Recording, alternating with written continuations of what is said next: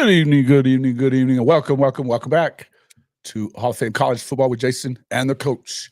I'm your host, Jason Watkins. He's the coach, Philip Roybal. And if you love college football, you know you're in the right place. So before you forget, smash that red subscriber button, like our videos, and don't forget to ring the bell so you don't miss one moment of Hall of Fame college football. Coach Roybal, welcome back to the show. Good to see you. Good to be back again, man. It's been a while. Hey, man, it has been a little bit. There's been a lot of shit going on, though. It has. Has been, I mean, college football has definitely, well, for the Sooner fan, that is me, it's been kind of a rough few weeks. But, you know, we're enjoying watching. There's a lot of stuff going on. And I think that the jockeying for position in this 12-team playoff has been certainly a lot of drama involved in it. A lot of teams that are popping up out of nowhere to kind of get themselves into position. What have you been thinking about it? Well, I have to tell you, it's really been interesting. And you look at the top 20, and there's teams there that haven't been in the top top 10 in years and years. Yeah. So it's really been interesting to see how that's playing out. And obviously teams are jockeying back and forth.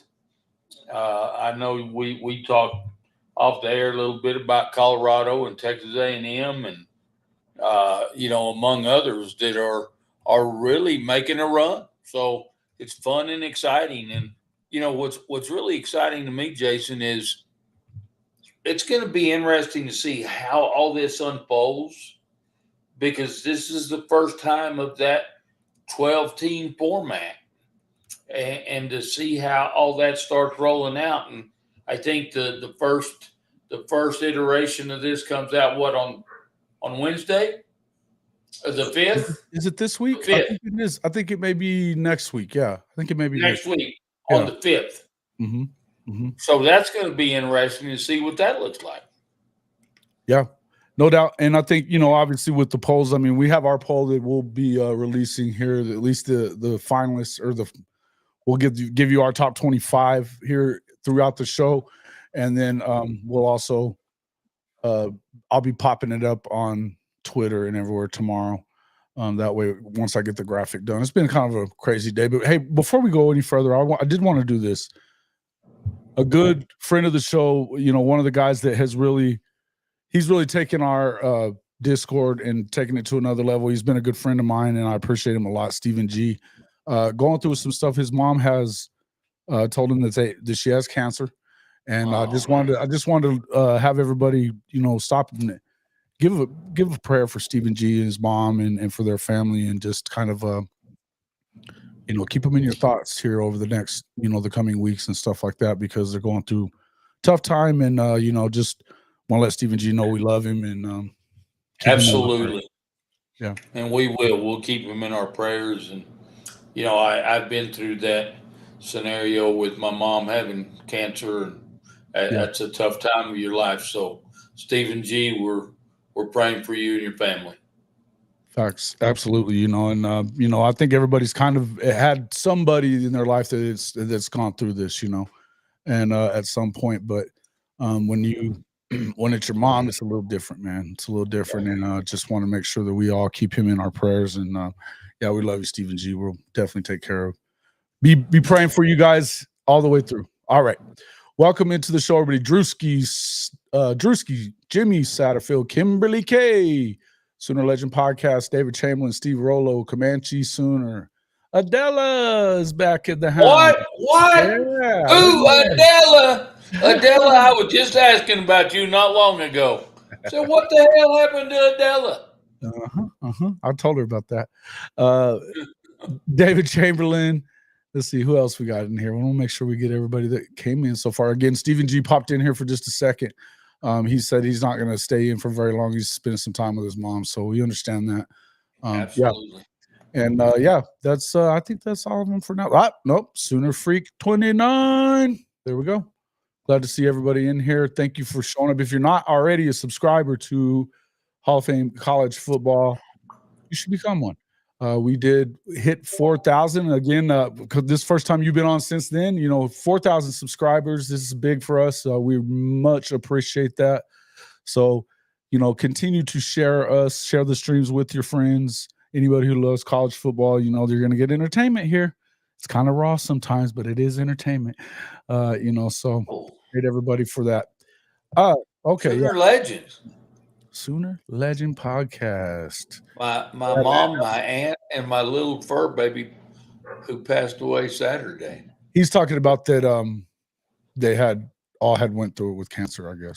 Because I know for sure his dog, that was what he was talking about there. And his mom's been gone for a little while though, I think. Okay. Yeah, that's tough, man. Tough times, man. Tough times. All right. Now, here we go. Let's see. Yeah. Adela says, Coach, she missed you. Missed you too, Adela. Life's been crazy, but she's back. Figured that, hey, we been talking to her a little bit. She's been on a few of the last few shows. Great. Excited to have everybody back in here as Kimberly usual. Coach and we kind of went back and forth with each other through text messaging and all that kind of stuff the last few weeks. We did. But like we always do. We'll go a few months and then we'll fall off into a little cliff and then we climb back out of the cliff. Brothers fight, man. This is kind of how things are. Brothers fight sometimes, Still love him though. Absolutely. But obviously kind of looking at it from the outside, looking in, not being OU fan per se. I know you follow it and cover it, and being a part of this show, you know as much about OU as anybody. So tell me what your feelings are of what you're seeing at Oklahoma. I mean, obviously you get rid of the offensive coordinator. We talked about that on the last time you were with us, that it probably was something that we felt like I felt like should have definitely happened. Right. They've since gone back to Jackson Arnold. It's kind of a sketchy situation on that one, but I think it's to the point now. And guys, I've been trying to figure out how to release this column to where it works right on the internet on my website. But I do have that done, and I'll definitely put it in Discord in the form that I have it. But it almost feels like a lot of the Oklahoma fan base has given up on Brent Venables, which I'm not among those folks that have. I think that he's the right guy. Good. I do think that there's some things that you have to do if you're Coach V, and this is definitely where I wanted to talk to you about that maturation into being a head coach, where you've said it a bunch of times before, is that it's a learning curve. But I feel like there's some things that he's not doing that we were seeing in the first year, and that concerns me. Talk about because to me, I think it took him too long to let Seth go, and I think it seems like there's times that he's a bit hesitant, to say the least, about making certain moves. Right. Well, and again, guys, I've got to tell you from a coaching background and a head coaching background, it's very difficult to be the man in charge. And I tell you what, to be a coach of the Oklahoma Sooners, that is very difficult, okay? Because that's, as we all know, OU is a prestigious program, a proud program, crazy fan base. But honestly, he's learning on the job. Mm-hmm. And that's the chance that the OU administration took. I still think he's the right guy for the job. I probably, and a lot of you will disagree with me on this, and this is one of the things that Jason and I disagree on. I don't think you make that move in the middle of the season. But again, right, wrong, or indifferent, it was made, and you move forward from this point on. But I do believe that the next hire that he makes has definitely got to be the right one. Yeah. Because if he doesn't, and let's face it, guys, he's on the hot seat. Yeah. And you don't get as much time and as you used to in college football. Let's just not be no, crazy about this. I mean, the no, truth is, 3 years time is 3 years time, and when you take a step backwards, whether you think that's fair or not, and I would tell you that taking a step back in your first year in the SEC is extenuating. But I also can understand where a lot of people are coming from, saying, "Look, we don't have time to get too far behind here." Being in the SEC, and I get that too. Yeah, I understand that part. But I also think that you have to take into consideration what we're looking at. The reason that I think that a lot of people were upset is that, first off, you could see that something was up. And I know that, you said you understood not doing it in the middle of a season. It's one of those things, at the very least, maybe I think we agreed that you could at least rearrange who was doing what. Right. But from what we're finding out now, and we're finding out some things that have been going on, and there wasn't a lot of communication going on between supposedly them being co-offensive coordinators, but that wasn't the case. Seth Luttrell was in charge of the whole thing. He was telling everybody who had to play at every position. And on top of that, I think it was clear that there was no clear understanding of what the hell was going on. They weren't communicating back and forth with each other. We've heard things such as coaches that were arguing about simple shit like, what's the blocking scheme for this weekend? If that's not something that is being communicated, that's a problem. Yeah. And if we're hearing it outside from here, it's Coach multiplied inside. Yeah, Coach V knows about it. Yeah. And I feel like that's where a lot of people are like, hey, look, we know damn good and well that you know what's happening. Figure it out. Yeah. Well, and I like Coach Venables. Yeah, I love Coach V. And I'm a huge fan, but at the end of the day, he's going to have to again make some great decisions here moving forward. Mm-hmm. I think that when we look at the flip side of this, look what he has done recruiting wise, guys, to bring in a defense that's one of the best in the country. Obviously, that's his wheelhouse. And now he needs to bring in an OC that is, maybe even a former head coach, possibly. That you damn sure need somebody that can run the show, because he's clear that he doesn't want to have to put his hands in it. I think that's obvious. Well, I don't think he feels comfortable with it. Right. At all. I mean, I think, like you said, that's pretty obvious. So he's got to bring in the right person for the job, because if he doesn't, it will cost him his job. And I hate that. There's no two ways around it. There's no two ways around it. You're trending towards a losing season or maybe at best 6-6. Which, they get you in bowl contention or whatever. Maybe you win it, maybe you don't. Nobody really cares. The big thing about getting a bowl is getting the practice, right?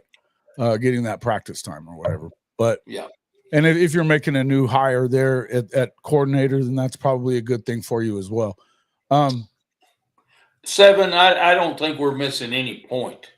I think that, he knew 3 years ago he was going into the SEC, but he was also learning to be a head coach. I already mentioned it earlier. It's not easy to become a head coach. Mississippi State fan comes in here talking about the wrong guy, right guy, whatever the hell you. Yeah, brother. So you guys just hired a new coach, and he came from the same damn tree. Yeah. So you're saying knew 3 years ago that they were joining the SEC. He just got here. This is his third season. He got here after they made that decision, and Lincoln bolted because he was scared shitless of it. Not to mention, tried to set the entire program on fire on his way out. Okay, so everything that he's had to do, he's built up a defense that is absolutely ready for the SEC. And you can look, don't get it twisted. This is a program that will out recruit your boys and outspend them too, and we'll be right back in the middle of things next season. Give me a break on this bullshit. Yeah. He's going to be fine. And Jason, we talked a lot about the similarities again. BV and Marcus Freeman, both kind of on the same time frame. Very much the same scenarios. And right now Marcus is having some success, but I still believe that they're both top-notch coaches, and I think BB will take the program where it needs to go. Yeah. He just he again, he's learned a lot of tough lessons, hard lessons. But just because you make a mistake down the path doesn't mean that you can't fix it and correct it. And I'm telling you, he lives Oklahoma football. He eats it. He breathes it. He will have them where they need to be. So, and if he doesn't, they're going to let him go. Yeah. That is, look, this is the reality of college football, ladies and gentlemen. No matter what, we can sit here and talk all about how we know everything, especially about somebody else's damn program that we don't pay that damn much attention to, but we can sit there and do this all day. The truth is, until they either pass or fail, you don't know. And yes, this is his first time as a head coach, so there are going to be some bumps in the road. I would love it if he was a little quicker to fix some things, right? I will say this, and a lot of people don't put as much stock in this as you need to put stock in. The way that he has built the culture of the program of, on relationships and, having these guys become men, they're, that they're playing the money game. You have to play the money game with the NIL, all that other stuff. I'm not saying anything like that, but there's more to it than that in this program. And I'll tell you another thing, in the best programs in the country, there's more to it than that. Yeah. The bottom line is, it's still, and Sooner Cowboys, you are walking the thinnest of fucking lines. I promise you right now. If you come in here and start up with the shit that you've been saying on the rest of my stuff, you're getting kicked out of here and for good. I'm not going to have it. I'm not going to have it. Pulling that crap yesterday when I have a player's parent on there, I'm not having it. All right. Well, the Tide guys. Are y'all tired of Venables? Are you guys tired of Kalen DeBoer yet there, big boy?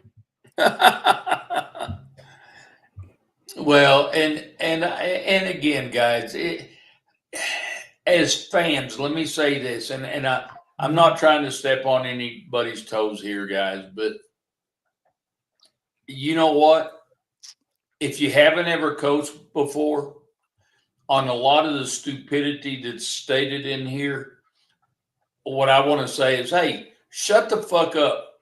Because if I went to your job and I don't know shit about your job and tell you how to do things, how would you like that? You wouldn't. And I'm telling you guys, if you haven't, and I'm not talking about coaching YMCA football or Pee Wee football. I'm talking about real life coaching. If you haven't done it, guys, it's a tough world. And it's getting even harder. It's gotten even harder with all the external factors that are now being thrown in to college football. So, guys, back off a little bit. Give BB an opportunity, and he'll get you there. But it's easy at a fan to criticize these guys, but if we just walked in their shoes for 24 hours, we'd be amazed at what they go through. So Like I said, I'm a BV fan. I'm obviously a supporter of coaches, unless it's Brian Kelly. Uh, but I just give him some time. Okay, give him some time. And you know what, guys? All programs go through this. Yeah. It's It goes. it's You know what? tough. It goes in cycles. We know that it's gone in cycles forever, and that includes in places like Alabama. You know that we remember. Yeah. I don't know. I'm old enough to remember when Nick Saban wasn't there. Okay, I'm old enough to remember that shit. So, yeah. but I'll tell you that it's fine. We can sit here and go back and forth. And thank you, Jenna. I appreciate that. We can go back and forth on a lot of this stuff, but and I'll say this, Christopher Shannon, you got it. You should have been on the show yesterday when we were talking about this, because you guys that are looking at just stars, it makes you a freaking casual if you're just a star watcher, a complete casual. Because Isaiah Autry-Dent, who they just pulled up, and actually we just got a super chat on that. David Chamberlain, thank you for this. How do you like the sound of Isaiah Autry-Dent getting his? We just talked to his dad about this yesterday on the show. Do you know why he isn't as highly rated as far as coming out of there? He was the #1 left tackle in Mississippi and Alabama. Had offers from Alabama, Oregon, pretty much every school in the SEC. It came down to Oklahoma and Florida State for his services. Go look at his offers. The stars don't mean shit, but you know why he dropped back to a 3-star? Because once he committed, they stopped camping him. They stopped taking him to these camps that cost money and travel time and everything else to spend the whole weekend. They figured, what was the point? Well, the point was they dropped him 200 spots and made him a 3-star. Does that mean that he was a worse player? No. Jaden Jackson was ranked 450 whenever he committed to Oklahoma. Now, he shot up to the top 150, but do you think maybe he was a 5-star guy in view of the fact that he's one of the best defensive linemen in the country as a true freshman?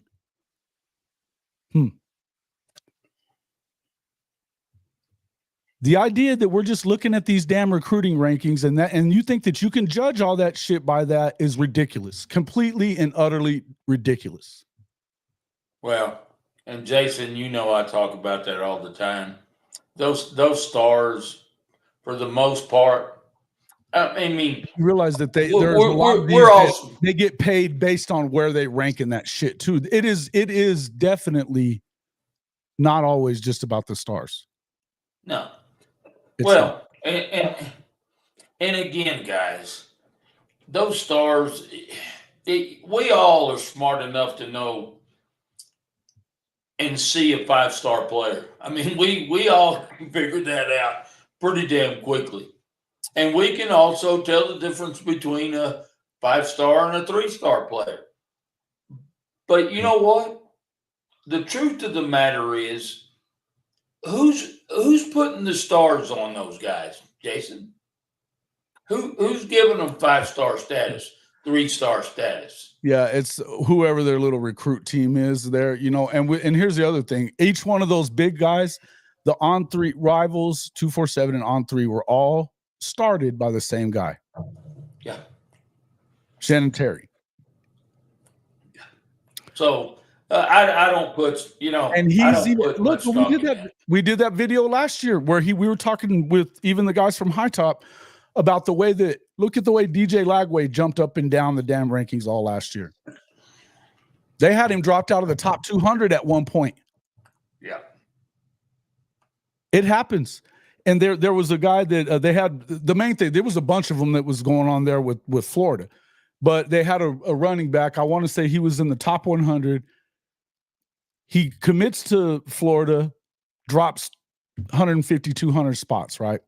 Yep. Then all of a sudden, later on, he flips to Georgia, and he's back in the top 50 then. Yep. So It matters. It's all about who, some of them, there's no way they see them all. Christopher Shannon, there's no way they see them all. No. Guaranteed, there's no way they see them all. You can sit here and talk about the top 5 in the polls right now. Do you know what's going to happen with Ohio State? Yeah, they've always got a really high ranking class. What the hell do they win? And that's the other. Okay, so you're going to tell me that Michigan's freaking recruiting rankings were really 15th in the country when they beat the shit out of everybody last year? Because that's where they've averaged. That's where they've averaged. Their blue chip ratio was way lower than everybody else. We can sit here and do this all fucking day, man. We can do this all fucking day, and I can shoot you down all fucking day. Yeah, it's but I'm not going to, and I'm not going to sit here and argue with you either. Bottom line is, you guys can say what you want about Brent Venables. He's not going anywhere unless they lose this game this weekend. That's it. You fire him if he loses to Maine. Yeah, I understand it. You got to let him go. You know what I mean? That's not going to happen. Hey, Jason, Notre Dame, week 2. Yeah. Who did we lose to? Yeah. Shit happens. Shit does happen. Yeah, but you're also. But I know right now y'all are in a different place. You're in a different. Yeah, exactly. You've lost 3 in a row by double digits. And, you can say what you want. I don't think that if you look at it honestly, they're not that far away from any of those teams. But he ain't losing the Maine, so let's just fucking move on. Yeah, I don't give a shit what some of these guys are saying. Christopher Shannon's full of shit anyway. He comes in here doing this every time he talks. It is what it is. No way they lose to Maine. There's no way they lose to Maine. Not happening. But nope. If they did, you can bet your ass he wouldn't be here come Monday. He may not even make it to the locker room. But other than that, I can just tell you he's not going anywhere. They owe him $44 million. They owe him $44 million. They're not going to do that. Well, not even that anymore is sacred. I mean, hell, they paid off Fisher. Well, yeah, that's A&M. And I'll tell you, we're going to get into a little bit of A&M. In fact, let's go on. Let's move on to some of these other ones. Well, let me respond to Zias here. Okay. Notre Dame isn't in the SEC, though, and not in OU's record or situation. That's what he just said. Are you fucking hard of hearing? See, I don't think he's busting your balls, but yes, look, that's what he's saying. That's what coach is saying, is that it's a different scenario, but it can happen sometimes. And but that's the point, is just, and that's why he said right after that it's a difference because Oklahoma is in this situation. Yeah. Let's move on. Yeah, we're moving on. On. Let's talk about another team that everybody was so sure they were right about, Coach. So sure they were right about. I know who you're going to talk about. Yeah, hey, remember that team that wasn't going to win but maybe 4 games? Yeah, maybe. Get kicked out of them. 4 games if they're lucky. Coach Prime's leaving with his kids at the end of the year. Colorado's going to continue to be shitty, and all they've done is jump out to a 6-2 record. The losses that they had, I mean, one of them was a great game. The other one was a rivalry game, and they've got 2 guys that are bona fide Heisman contenders, first-round draft picks, and they've kind of changed the narrative around there. What say you about Deion Sanders and those Colorado Buffaloes? Kind of changed the narrative. I mean, yeah, no shit. Son of a bitch. What he's done in the time there is friggin' incredible. Now, I'm not going to sit here and say I like the way he's done it, but he don't really give a shit if what I care or what I think. And do it their way. And again, we've had this conversation before. Dion's been successful everywhere he's been, guys, in everything he's done. And so I know a lot of people thought he couldn't be successful at Colorado. Jason, you and I were two of the people that kept talking about he could be, he could Yeah. turn that program around. And here we are now. Was I starting, and I'll admit this, was I starting to lose a little of my steam on that thought because last year didn't really look too good. Yeah. Uh, but he's doing it, and I'm Mhm. I'm I'm excited for Colorado. I'm excited for Dion. I'm excited for his players. Can you imagine one of those two players winning the Heisman from Colorado? When was the last time that something like that happened? Yeah. Well, they have one Heisman winner in their history, and it was Yeah, Rashad Salam, right? that's long. Yeah, Um, so look, I remember the days. I'm old enough to remember the days when Colorado was the real deal in the Big 12 and the Big 8, you know. So I can remember that. But I also know that, look, I would tell you that yes, we were high on them last year. I was less high on them this year. I haven't believed that you could play the portal game the exact same way that he has and be able to do it. What I'll tell you is the guys that he's gotten from the portal this year, plus the guys that he had already in kind of in tow from last year, the fact that you have a quarterback like his son, Shador Sanders, oh is huge, right? Let's, they definitely have a football history. There's no two ways around it. They definitely have a football history, but they were 1-11 when he got there. They were yeah, 1-11. So to go 4 wins the next year, which is a 400% increase, by the way, in your win total. And then now they're at 6 with a chance, an outside chance, I think, to get to the conference championship game.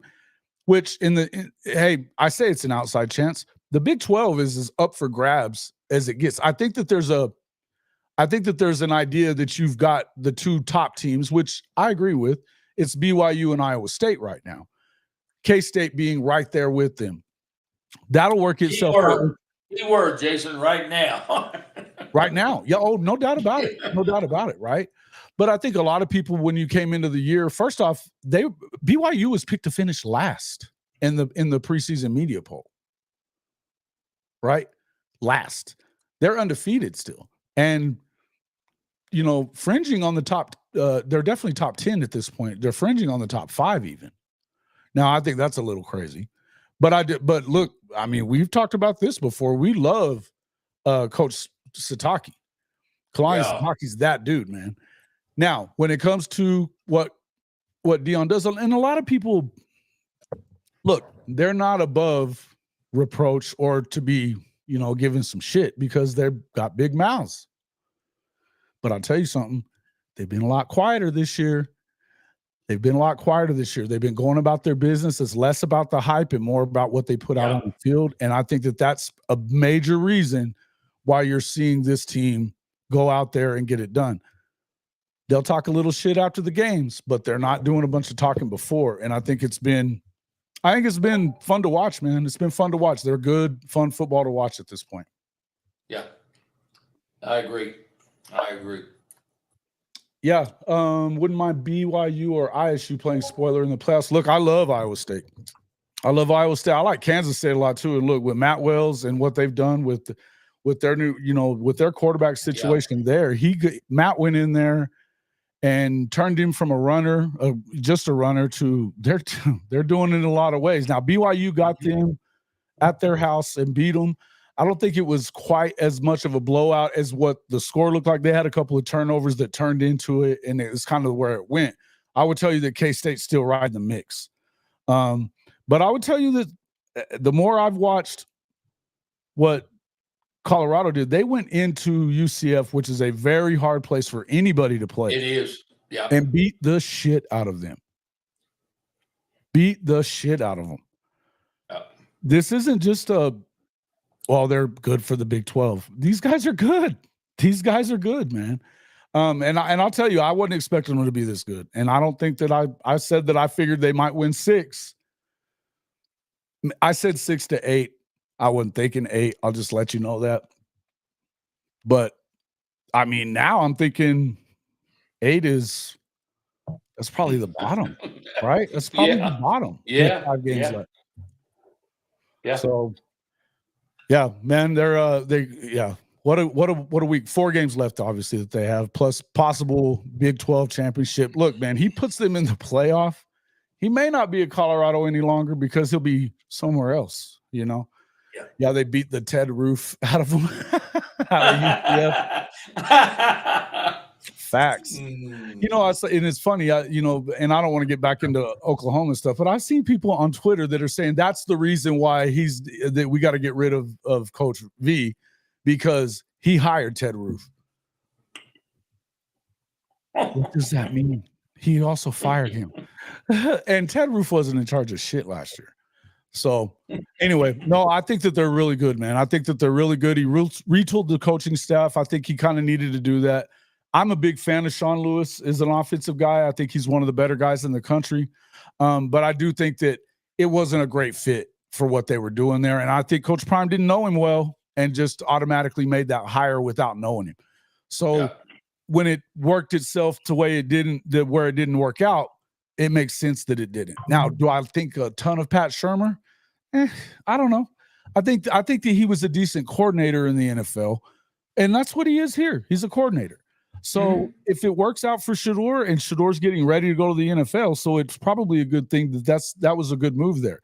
They did a really good job with their offensive line coach. We know him. He came from the Bill Bedenbaugh tree. Yep. So, look, you got to take a look at they've done things a little different, but I thought, and Coach, tell me what you think of this. When they went to UCF, he turned it into a Colorado recruiting weekend. Oh, I mean, what? Nobody does that shit. No, hell no. Nobody does that. But Dion does, and I tell you what, he does some things completely out of the box. And we've said this before. He doesn't do everything the way the traditional coaches, head coaches have done things. And like I told you, I don't necessarily like everything he does, but he comes up with some shit that is incredible, and that was one of them right there. Yeah. Huge move, right? He doesn't, and we've talked about he doesn't want to go on a bunch of recruiting trips. Okay. I don't know how well that works, but these kind of things like this is to where he doesn't really have to show up at their house. He can meet them somewhere at a place, at a ball game situation. You can see kind of what they do and how they do it. Yeah. Smart. Just freaking smart, Agreed. And you're probably going to end up having a bunch of bitchy ass people about it, coaches that are going to try to get rules changed and stuff like that but I got to tell you, man, he's doing things the way he does them. And we may not understand all of it, and I'm not saying he does everything right, because I don't think he does. I still think that I still think it's yet to be proven that you can win big with just the transfer portal, right? I don't think that you can. I think that you have to focus mostly on building from the ground up through your high school recruiting. But if you're able to pull some of the guys that they're able to pull and it works out, then great. I don't think it's worked out everywhere as well. I would say places, even you can talk about Ole Miss right now. They've already got 2 losses. Oklahoma had a chance to beat them last weekend, and they spent more money than pretty much anybody to go get these guys, right? Ohio State's already lost a game. They've only lost the one. Nebraska did everything but beat them this past weekend. Exactly. And I'll tell you, the people that are freaking out about that Nebraska's not going to be good or anything because I've heard some of that, they're going to be fine. Matt Rule is a hell of a coach. Matt Rule does a great job. They got the hell beat out of them by Indiana. You have bad days, but to bounce back and do everything but beat Ohio State in the shoe, that's big, dude. And should have beat them. They should have. In the end, though, you go toe-to-toe with – they don't hardly get tested in the shoe unless it's Michigan, Yeah. So that's a big game coming up this weekend. Obviously, you've got Penn State, Ohio State. We'll find out once again what can Franklin get done against his nemesis. Here's the thing. They have an offense this year, coach. They have an offense this year. Andy Koltanecki coming out of, and I'll tell you what, hold on just a second though. I get what you're saying. I'm not necessarily picking Penn State here. But they got an offense now. They could put points on the board. Andy Koltanecki was with Kansas last year. And look, Kansas has their quarterback and they're still shitty without Andy there. Huge. Tells you again the difference that certain coaches can make. You know, if you don't got the right guy, and I think that a lot of it was Lance Leipold, but he lost his guy that was his right-hand man for all those years. Now all of a sudden they don't have him, and he doesn't have time to just be the offensive guy. Nope. Yeah. Got to be looking at Koltanecki in that game. That is obviously one of the guys that everybody at Oklahoma is hoping is being targeted for the offensive coordinator position for OU.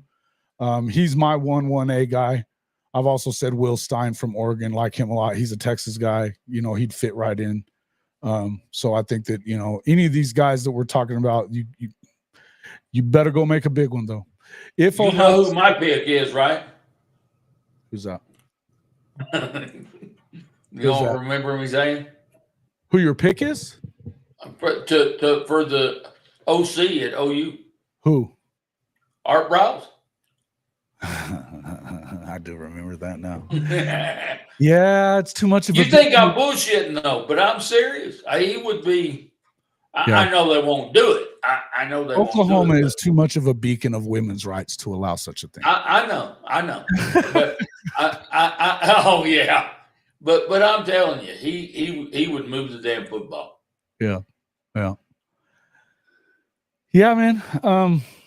He definitely would. I think that somebody's going to have the balls to make that hire before Oklahoma does. I can tell you that. I don't think it's going to happen ever again.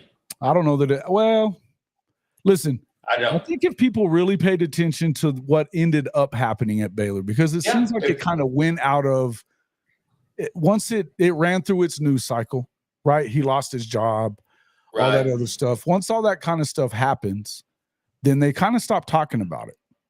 Right. They go back to, okay, they got a new coach. Al Golden comes in. Now, everything they're going through now becomes about the players and about the team and all that stuff. And then you get Matt Rule comes in and they start getting good again. And everybody just kind of forgets about it. And they just think that Art Briles is just a piece of shit. Well, I'm not saying that he's not. I'm telling you that he did not have anything to do with that stuff. And you can go, and it's out there.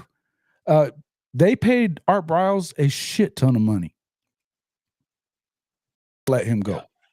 Yeah. You think that they would have paid him a damn dollar had they been able to show that he had anything to do with any of that? Do you think that Kendall became their scapegoat coaching? Do you think that Kendall and Jeff would be coaching still? No. He just he became the scapegoat. Sure. Yeah, Parker set off. Yeah, we know about that. The point is that, and I said it that night. I was like, let's stop acting like Oklahoma is a fucking beacon for women's rights. Let's not be crazy here. And for that matter, any state. No, I'm not going to get into politics and stuff like that, but don't tell me that we're really worried about women's rights in some areas of the world right now. Okay. Okay, I'm going to move on past that shit. Okay. In any event, go and look it up. You want to know the truth about what happened there? It's there for anybody and everybody to see. I tried to explain that to everybody when they threw that shit fit last year. I'm telling you, it's not exactly that. If Ohio State loses this weekend, do you see a scenario where they might not make the Big Ten championship, miss the playoffs? Not miss the playoffs unless they lost like another game. They're getting in. They may not make the Big Ten championship. Right.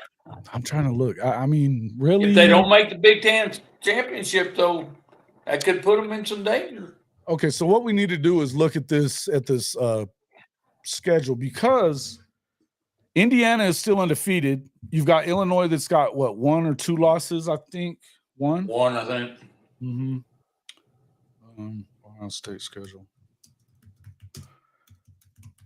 Theoretically, there's a couple of games that Ohio State could lose. Let's look at it. One could be this weekend. Well, they definitely could lose this weekend.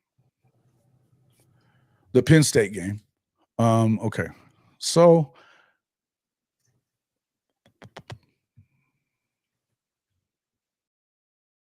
yeah, this weekend they've got Penn State, then Purdue, they'll win that one. Northwestern, they'll win that one. They've got Indiana. It's in Ohio. That is in 3 weeks, followed by Michigan. Now, see, Indiana might have been a chance to be a loss there if they're pretty good, but they're still overlookable, that kind of stuff. They're not overlookable now. You know, they're undefeated still. I don't think they've been undefeated this late in the season, probably in 50 years, I would imagine. It's just wild, right? Pretty wild. But Penn State is definitely losable. Now look, and it is in. I don't know why it's not a whiteout game because they're not playing it at night. This is Fox's thing, and this is Fox's stupid thing. I know they want to own Big Noon and all that stuff, but my goodness, you're missing out on a chance to.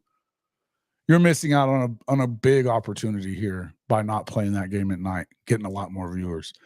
That's wild to me. But yeah, so theoretically, then you've got the Michigan game the last week. It's also at the Shoe. So all these games, except for the Penn State game this weekend being at State College, you've got 3 that they possibly could lose. Now they've already lost 1. I think they'd have to lose. I think they'd have to lose all 3 to miss the playoff. Mm-hmm. I agree. That's not happening. No. But because they're not going to get beat by Michigan. Michigan's shit. Oh, Michigan's horrible. Shit. You know, they don't have nothing left. Nothing left in the tank. So, yeah, I don't see it. I really don't see it. It should definitely be a primetime game. They can lose 2 and still get in, Chris. They can lose 2 and still get in. They'll get in at 3. Now it'll be one of the latter picks, but they'll get in. Because again, guys, let's not just make it about. Let's not just say it's because this team is better than this team and all that shit. That doesn't have anything to do with it. It doesn't have anything to do with it. It's about money and eyeballs. Believe that. And like it or not, Ohio State is a brand, big time brand, right? They'll be in. They'll be in. They'll find a way to screw somebody else out of that, no doubt about it. All right. Penn State better get them or else you write them off completely. Yeah, I don't know. I think they're still pretty good. I don't know that they're good enough to beat Ohio State. I don't know. I don't know if they are. I like them. I like the quarterback. I think Drew Aller's a good quarterback. I think that they've done better with Koltanecki, and they do play defense. So this is a team that should and could. The question is how good do we really think Ohio State is? Because if they are as good as everybody's really acting like they are, then probably not. Right. Well, if they're that good, why did they play Nebraska the way they did? I don't think Nebraska's as bad as people think they are a lot of times, though. They've got a really good defense. They got a freshman quarterback is why they're kind of uneven, is what I would think. They got a good quarterback, though. And I think that, if anything, maybe that's what – I know they've been bitching in Columbus about that defense. Yep. Because it's loaded and it hasn't been great. I mean, Dylan Gabriel carved them up. Dylan Gabriel carved them up. Who?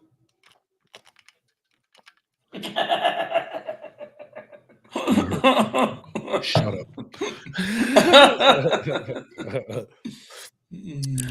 Yeah, we're going to talk about Coach's Notre Dame Irish towards the end, though, but we'll definitely get into that. Not to worry. All right. Anything else to say about Colorado before we move on to another surprise team? Coach, nothing? No. Good? All right, let's move on. How about old Aggie? Wow. Go figure this, huh?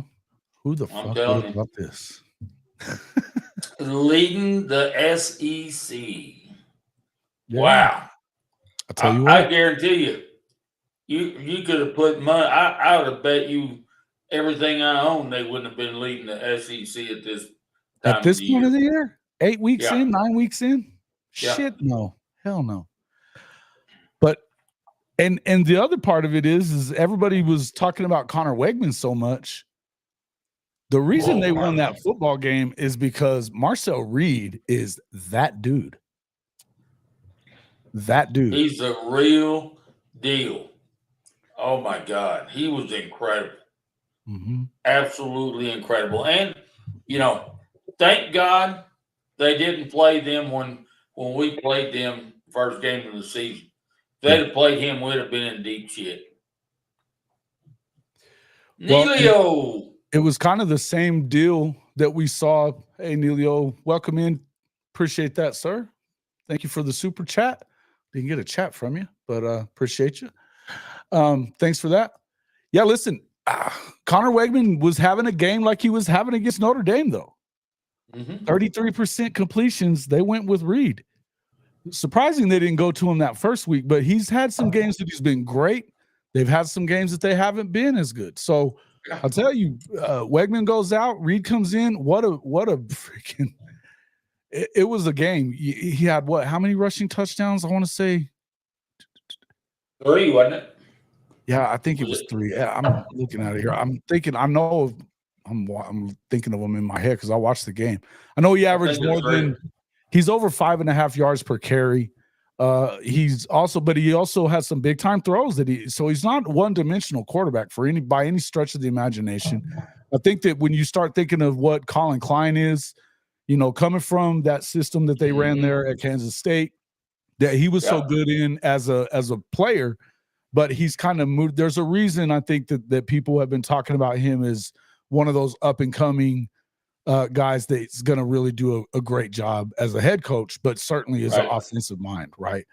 But I do think that, Hawkins is probably a better passer than Reed. Yes. So I see what you're saying. That's why I wanted us to put a feeler out for Colin Klein because of he's using Reed how we could have used Michael Hawkins. Yeah, okay. I can see that.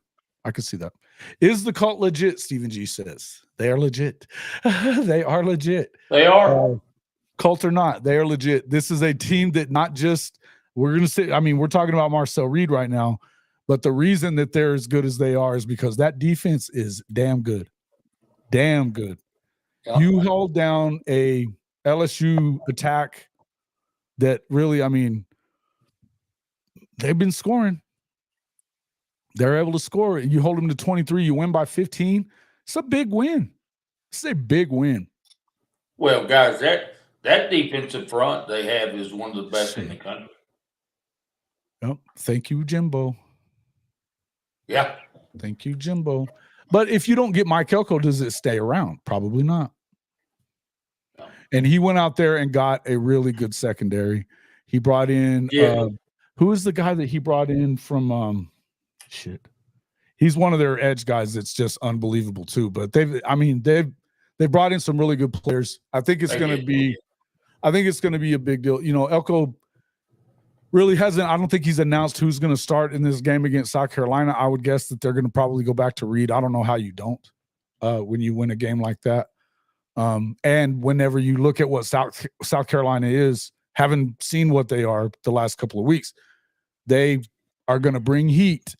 And I mean, Wegman doesn't throw well under pressure. Most quarterbacks don't, but this guy can get out of pressure and be able to and move around and be able to get some passes off, plus be able to run. So I think he's definitely the guy that they end up going with, or I would think anyway.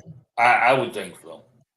Yeah. I mean, what do we say about at the first of the year though? And remember, a lot of these picks are still well in hand of happening.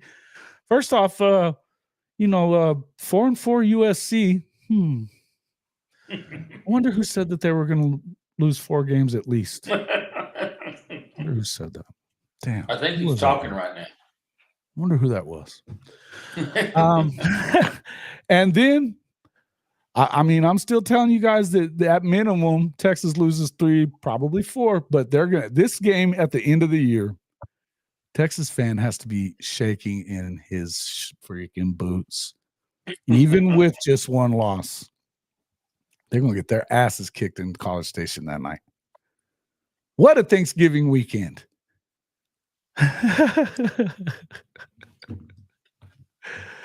I'll enjoy it. It's going to be fun. Nussmeyer, let's see, what's Chrissy said.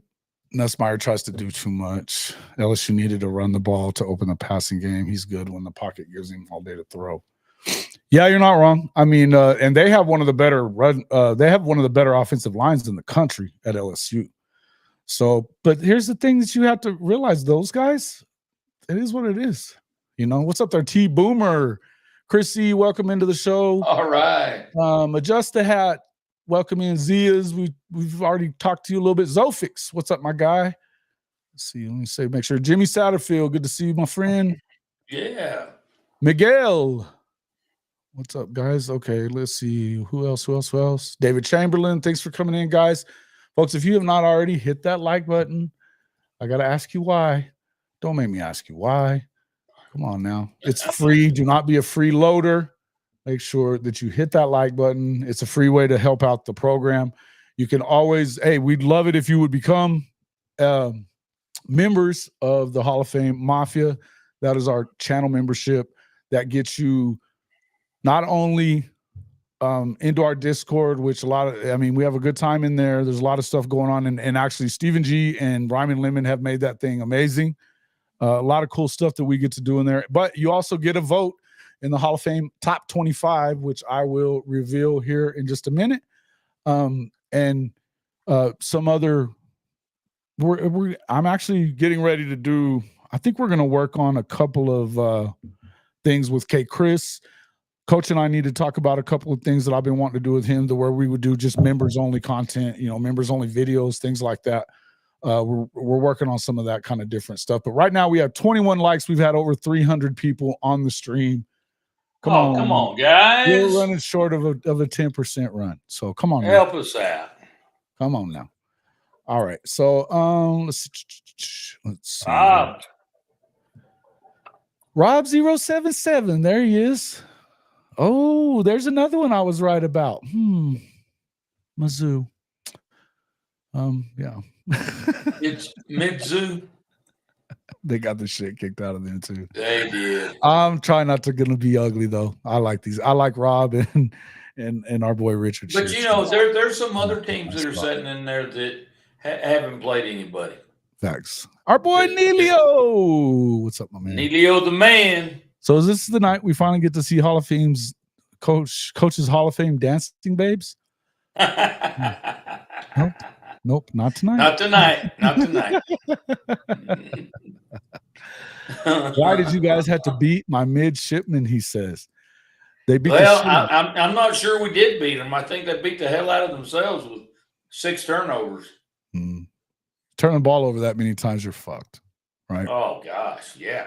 Can't have it. There's a reason. There's a reason why every coach says the same thing. Got to win the turnover battle. You have to. You must win the turnover battle. There's very few times that you can lose the turnover battle and win the game. Very few times that happens. Facts. Chrissy, Cam Ward proved when pressured, he reverts back to Washington State days of fumble or an interception. He hasn't done it a ton, but Miami definitely has one of the better offensive lines in college football as well. That's what you would expect, though, out of Mario Cristobal. That's what he was an offensive lineman. He's done a very good job everywhere he's been of building up on the offensive line. What they've struggled with is quarterback. They've ruined a bunch. I would just say that it's you got to look in. I like Miami. I think I like Cam Ward a lot. But that's why I like Miami. I don't trust Mario Cristobal for shit. I agree. They could lose at any time. I'll tell you another big surprise team, and I wish JJ was on, but he's doing his own show tonight. The Pitt Panthers, brother, undefeated this deep in the season for the first time since 1983. Pitt, they got the transfer quarterback out of Alabama, and they are rolling. Pat Narduzzi's doing the job again. Yep. And they only won like 2 or 3 games last year. Yeah, no, they've done a hell of a job. What is this? they haven't been a team that got Cam Ward running for his life again yet.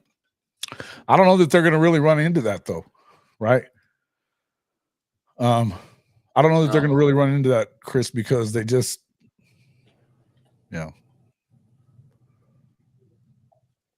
like what Jason says as he goes through Instagram thoughts, got to win the turnover. What the fuck? I know what an Instagram thought is, but I don't I don't go through them. Indiana, a surprise team. Absolutely. Look, but I'll tell you, and they've got a good coach in there. They got a good situation in there. And again, I would tell you this, I'm stressing this, that they haven't played a great schedule yet. Indiana, I'm not positive that they're great yet. They're really good. It's good for them. Let's see how they handle Ohio State. Let's see what kind of game they put up in that one. Because it is what it is. Boise State, I don't know that I would look at them as being a surprise so much. I mean, they're in the Mountain West. They should be about what they are. But Christian Janty is that dude. Holy shit. Seems to be. Shit, man. He's on track to be around 2,500 yards or so. Yeah. Now, that's neither here nor there. I would ask you, do you think that they give him the Heisman if he does that, or are you going to end up with it being a quarterback as usual?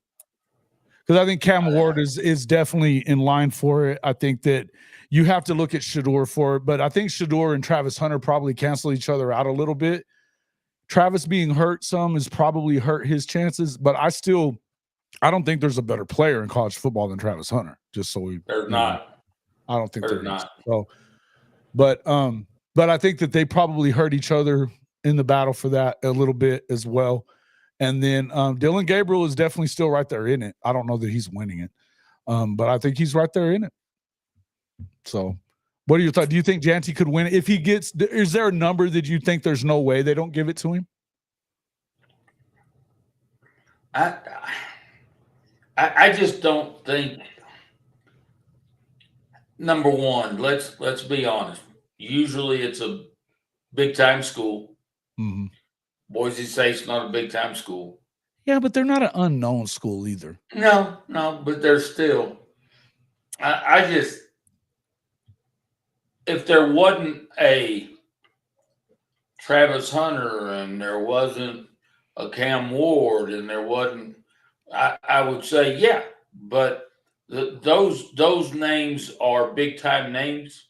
Yeah, and they go win their conference championship or something like that. I don't see him winning it. I can see that. Yeah, Army's looking very good with Army Black Knights. I like them, man. I'm always an Academy team guy. I like the Air Force Academy more than I like the other two because I'm an Air Force guy. And just by the way, before anybody says any shit about Air Force, they've got more Commander-in-Chief trophies than both of the other two. So they just didn't get it done. Well, we just got through with Navy, and we're headed into the buzzsaw of the Black Knights here soon. They're good, man. They're good. That's what we heard about Navy. Mm-hmm. If there is a year that somebody other than a quarterback wins it, it's now. I think that Janty could win it.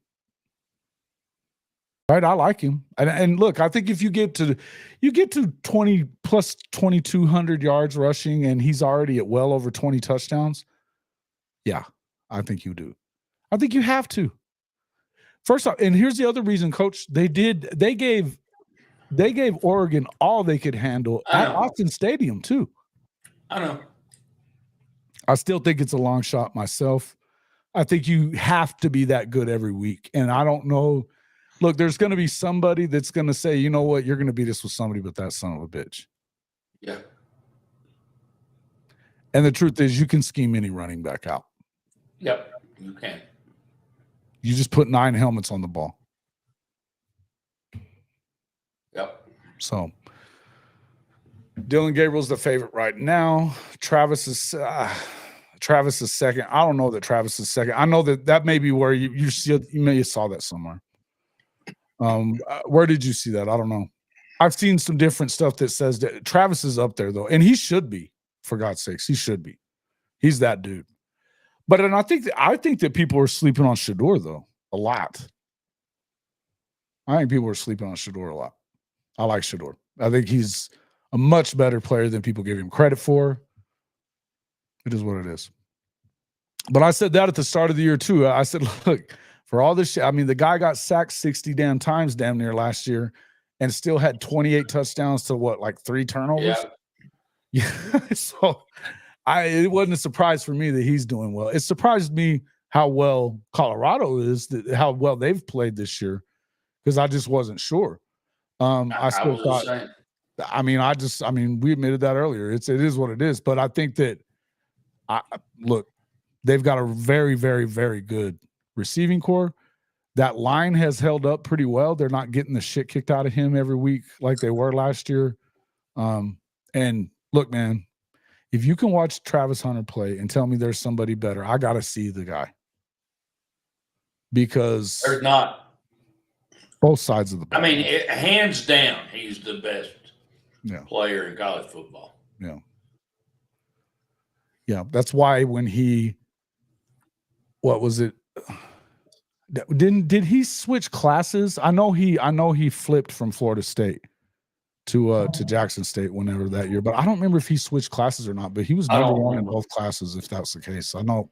But number one. It didn't screw with him being number one when he went to Jackson State. I know that. No, because he's that good. I still hate seeing him playing in both ways. I mean, because I tell you, I think that playing him both ways could honestly cost him the Heisman. Well, it's also what's going to win him the Heisman. You know what I mean? It's the fact that he's gone out there, and how many interceptions does he have now? It's quite a few. But he's got the injury thing. The injury thing could hurt him though too. But I think that I don't know that they're gonna. I wouldn't be honest with you if I said I knew exactly what the split was at this point. Right. But it feels like they may be backing off of it a little bit. And then you need to. Chrissy, I know you're a Buffs fan. Talk to us about that.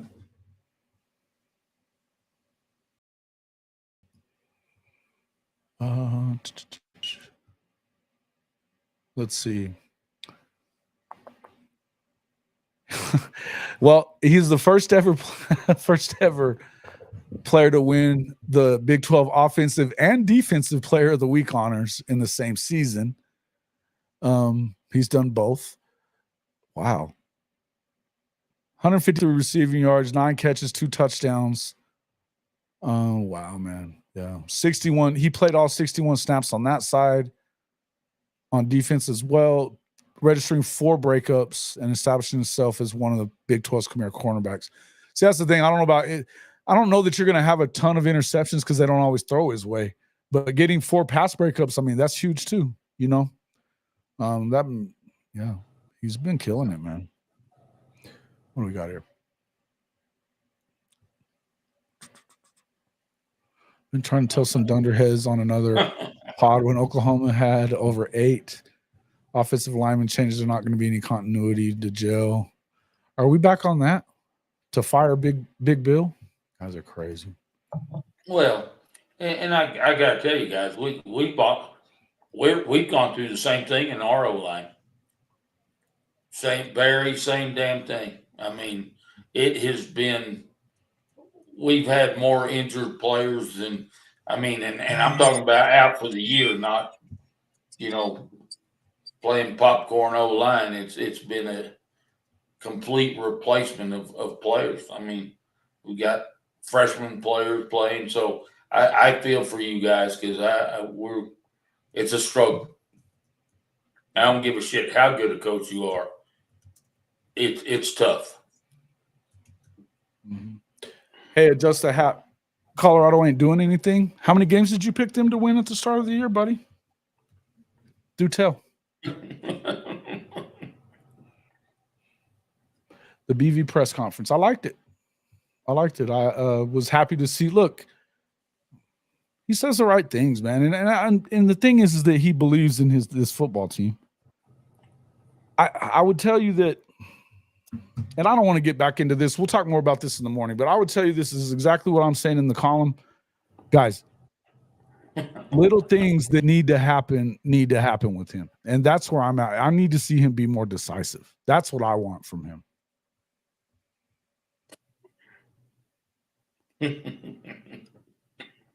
No. Colorado ain't doing anything. What's long-winded? What did you do? Who did you pick? Vegas betting. Okay. Gabriel favorite, Travis second, Cam Ward third. I can see that. Okay. We'll see. Another pod is wanting BB fired. Let me guess. Would that be the Twins? They're saying that. The Sooner Surge Twins. Big shocker. Big shocker.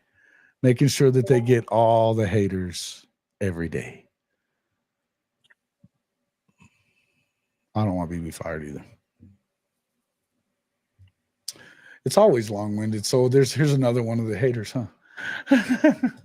Yeah. Is that you were talking about the conference? Okay.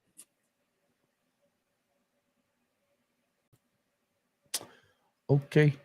Well, I mean, you can want it all you want to. I guess that's the thing. Short of them losing to Maine this weekend, he's not going anywhere this year. That's just a fact. Short of losing to Maine, he's not going anywhere. Our man Bishop Frank, man. Bishop Frank. What's my dude doing? What's up, my man? Good to see you. Send me a little gumbo, Bishop. Gumbo's fire. Fire. I love it. Yeah, it's funny. You haven't said anything back about Coach Prime and them Colorado Buffaloes, man. You must not have picked them to win any, huh? So you weren't right so far. I bet we'll move the goalpost now if they only win 8 games. Oh, you only won 8 games. You know, moving the goalpost is what they do a lot with that shit. They're bowl eligible, right? Moved. The Twins will yell at you. Oh, they yell all the time. Yeah, they're entertaining. They're entertaining to be sure. Yeah. Mm-hmm. Facts. You're talking about playing O-line players. Yeah, no doubt. I like that part. I think that, well, and at this point, that may make sense why. It's not just because that they're trying to flip things around. Don't let the coach speak get in the way of the realities here. They definitely want to preserve their red shirt if they can. Now, obviously, if you get, but in there, you know, even listen, Marcus Dent told us yesterday they're not going to put all of those dudes in on the line at the same fucking time. They're just not. You know, so it's just you got to expect that. Be careful, Bishop Frank. I'm going to fall in love with you, man. I know where he lives. I know where to find him. I know where to find him. And Jason will be driving over there for some of that gumbo. No championship. What?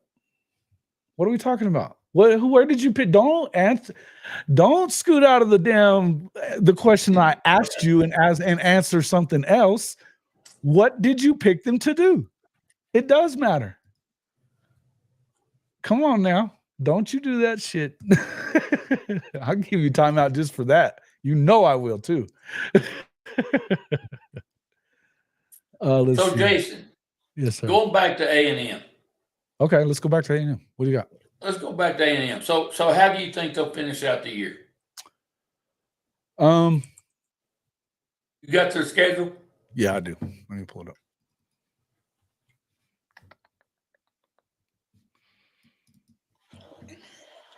Let's see.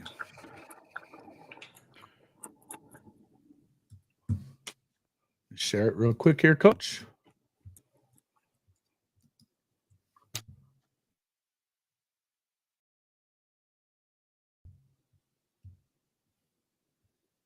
Okay. Can you guys see that pretty good? This old man. Can you see that, Coach? Yeah, right, I can blow it up. I can blow it up. Better, same, worse. that's good. That's better. Okay. All right.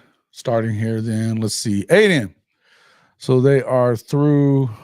I mean, they should win the rest of them. I know. I would. You've got South Carolina a week off. Auburn, the last game again. If they lose one, it would be Texas, I guess. So they should be 11-1. That means you're in the SEC championship game. Yep.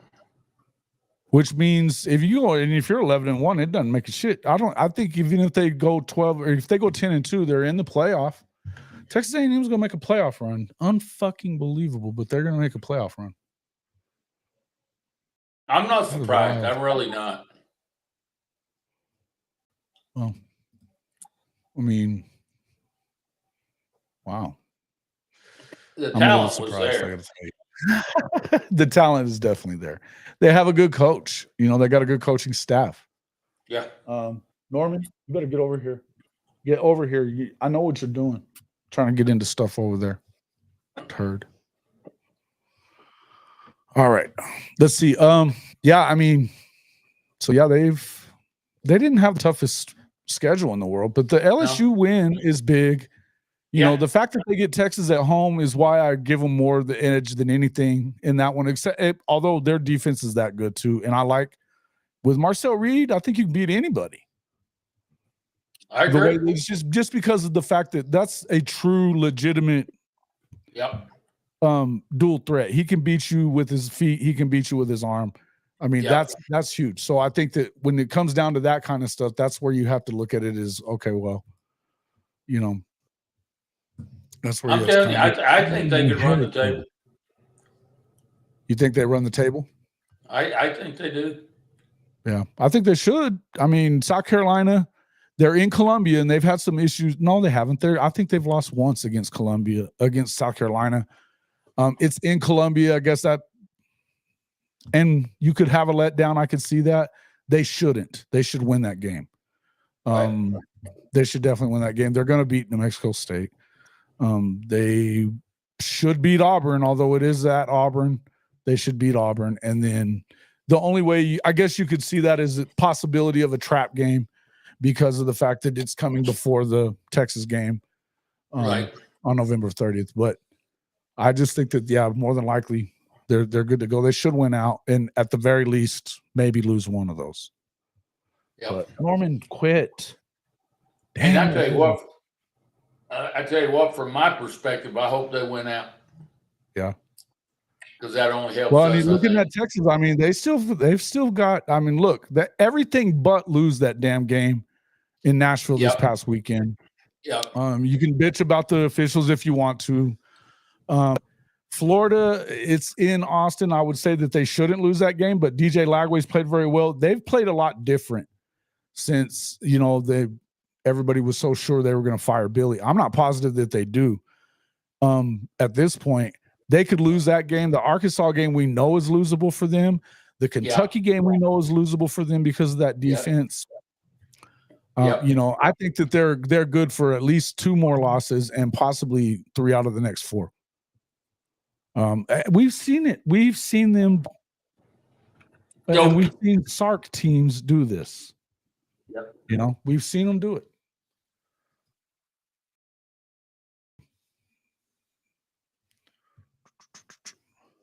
Let's see. We're still looking at, okay, we can look at some of these other ones. Let's see. Obviously, Oklahoma finishing out with Maine this weekend, Missouri next weekend. That's the one I want them to win for sure. Lots of shit talking coming out of Columbia, Mo. Would love to see them win that one. So then you got the bye week going into the final 2 weeks of the season. Alabama at home, LSU on the road. Is there a possibility of a upset? Man, you'd have to be a lot better on offense in one of those games. I can see you. I can see you beating Missouri. I don't consider that necessarily an upset. I think you should win it. But Alabama and LSU, I mean, Alabama struggles at times. They haven't played football all year long. I still think they're good enough to beat Oklahoma at this point. And I haven't seen enough out of us offensively to say that you can even put up 21, 28. I think you got to score probably a minimum 28 to beat them. And I just don't – I have to see that before I can believe you do it. So, and then LSU on the road, come on, man. Come on. Let's just be real. Not this. It's not the year for it. It's just not the year for it. That's my opinion. Anyway. But we need to beat them. We need to beat Missouri. Yeah. That needs to happen. Chris E. was gifted a membership by Bishop Frank. All right. My man, Bishop Frank. Appreciate you, my man. I don't know why it doesn't pop up on here. In fact, you gave away one. Let's see. Good stuff. And, you know, obviously that popped up. Maybe it did. But faith, work, one Oklahoma, one family, one OU5. Thank you, Bishop Frank. We appreciate you so much for renewing your membership and gifting one as well. Our membership is getting bigger. You know, we've got, I want to say it's like 45 members in there at this point. So that's cool. We much appreciate that. I appreciate you guys that are becoming, and again, low is $2.99 a month to become a member. That will get you anything extra, all the stuff we got. When we get to the next milestone is obviously 4,500. We gave away 2 T-shirts this last time for the 4,000. T-Boomer and who was the other guy I gave it to? I know his real name, but it's not his screen name, and I want to make sure I don't say that. I don't want to screw that up. But anyways, was happy to give those away last week to do that, and you know it's awesome stuff. The legend's been saying they're going to beat LSU all year, so he's going to stay there, standing 10 toes down. And I hope y'all do. It'd be cool if we did. I'm going to say you got to show me. You got to show me. Got to show me. Join the Discord. We need more memes. Yes, we do. Yes, we do. Yes, we do. Again, I wanted to just thank Ryman Lemon and Stephen G for everything they've done in the Discord, man. Cool stuff. Cool stuff. A lot of fun that we have in there. A lot of shit talking goes on in there. A lot of fun. A lot of fun. A lot of fun. And then again, if you, I don't know if you were in here for it whenever we first talked about it, but make sure that you're keeping Stephen G, his mother, in your prayers for her being diagnosed with cancer. So we appreciate all the prayers for Stephen G. And love him. All right. Hey, yo, just went out and get to 8-4. That'd be cool. I think at this point, it's a lot to ask for. But listen, the defense is going to put them in these games. The defense is going to put them in the games. You got to put some offense up. If they can just muster a little bit off. Yeah. Yeah. You've got to figure it out. Can we get a F your brand? Oh, don't have to ask for that. I can give you the long version. Oh, wait. The brand has finally returned. Fuck your brand. Always. Fuck. And I'll just say this. Fuck Texas. Okay. That's what I'm saying right now. It is. I love it. Wanted a black hat. A black hat?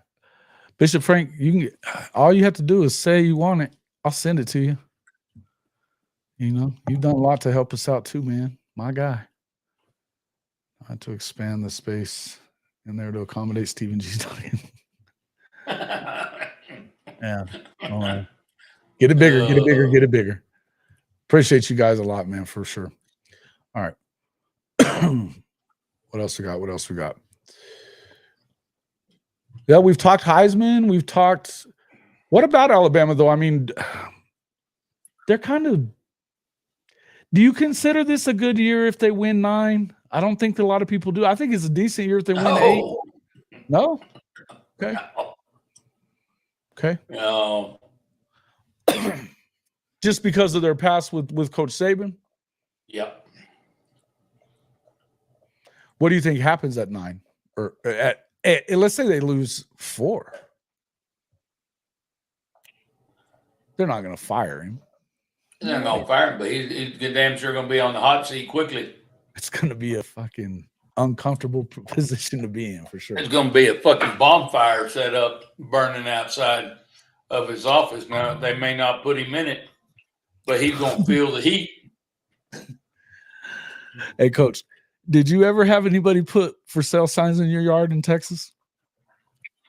Not in Texas, I have here. You did? I didn't mean to. I wasn't asking you for that. I didn't know that. It doesn't surprise me. Oh, yeah. Yeah. Oh, yeah. Hell yeah. Yeah. That doesn't surprise me that much. Not that Hobbs never worth a shit at football, but yeah. They beat Clovis again. Clovis is so horrible. They're terrible. They're all their athletic programs have gone to hell. What happened? What happened? The new administration. I researched it out and talked to some of my buddies over there, and the administration has killed it. Why are you slobbering on me? What's the matter with you? Ew. Nasty. Get off. Get nasty ass dog.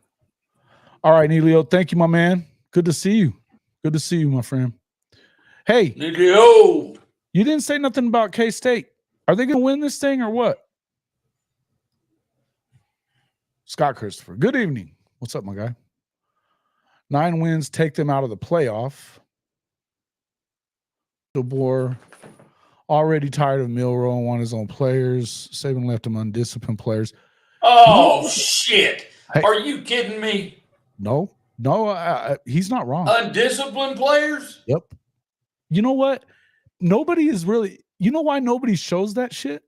They just don't show it, Coach. I saw a bunch of stuff. I've been seeing it a bunch. I'll find it for you and we'll show it to you.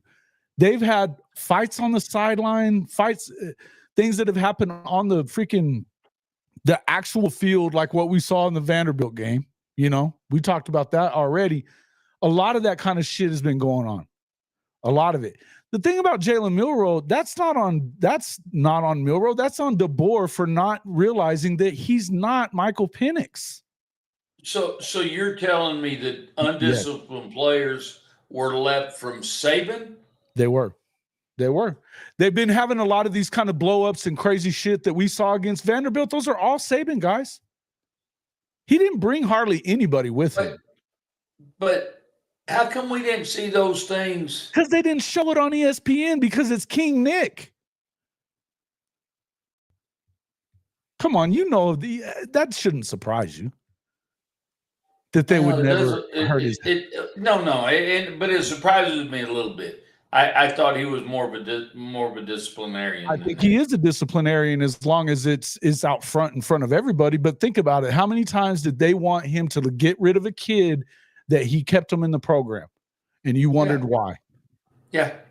And it was always, what do you want me to do? We had Musim Muhammad, and he did all that, and everybody wanted me to get rid of him. And look at the great example. He always throws that one out there. Not everybody's Musim Muhammad, by the way. Right. You know what I mean? But there have been, and if you think about it, there's been a lot of arrests at Alabama the last 4 or 5 years. There has been. I will agree with that. So I'm just saying, sometimes you're going to get a few criminals, man, if you're going to get that many really good players.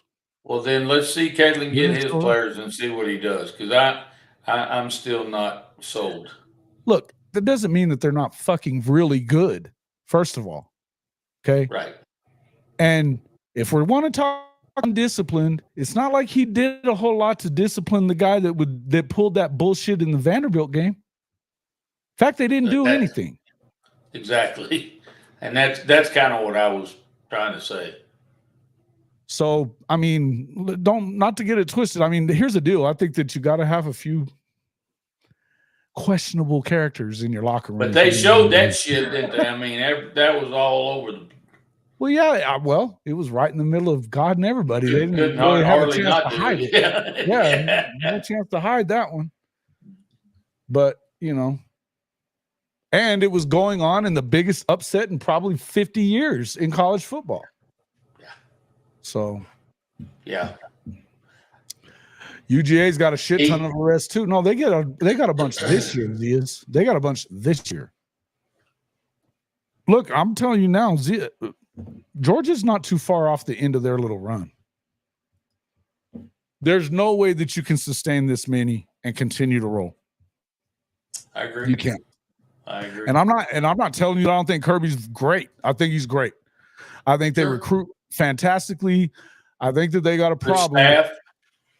Yeah, but I think that they got a problem with this, and it may be as simple as it's the cops around that area got a hard on for them. Whatever it is, you got to quit buying them fucking Hellcats. Yeah. Yep. Stop it. Stop buying them Hellcats. Agree. And I mean, this is another one of those. I mean, cars have always been a big thing for players, right? But sure. But this era of kids, this generation of kids really seems to be into the drag racing stuff. And it's dangerous, man. It's fucking dangerous. And the truth is whatever he's done there as far as suspending them and doing this, and I don't think he's done necessarily enough of that, right? Right. But just kind of enough to appease. I mean, I read something from the Atlanta Journal-Constitution, and I know they kind of have a hard on for that program as well. But I read something from there where they literally had just had one of their speakers in there, and one of the deals that they do for those players, that they had just had one, just talked to this guy about it, and he left out of there and how to race and how to crash. Like 10 minutes later. Yep.